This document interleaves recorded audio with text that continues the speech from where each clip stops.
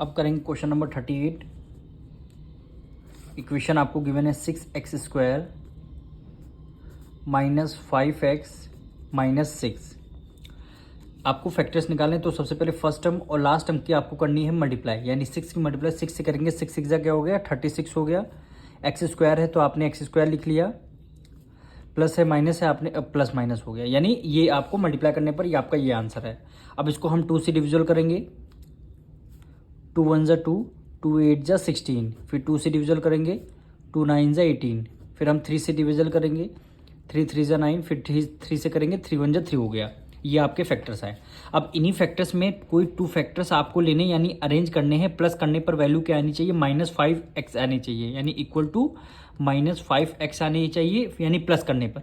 और उन्हीं दोनों की जब आप करेंगे मल्टीप्लाई तो आंसर क्या आना चाहिए, -36x², ये आपकी वैल्यू आनी चाहिए।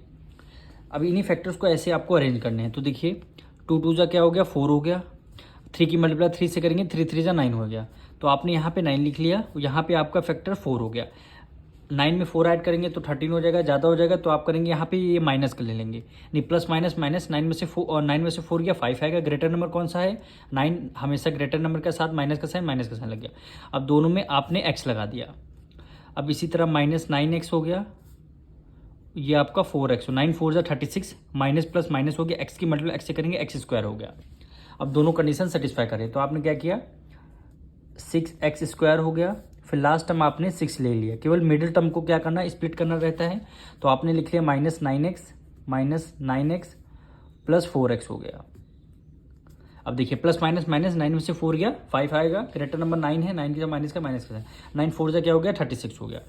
अब देखिए फर्स्ट 2 टर्म को आपको कॉमन लेना है, यानी यहाँ पे 6 है यहाँ पे 9 है, दोनों में से कौन सा नंबर हो जाए 3 की टेबल में दोनों आते हैं। तो आपने क्या किया 3 को बाहर कॉमन ले लिया।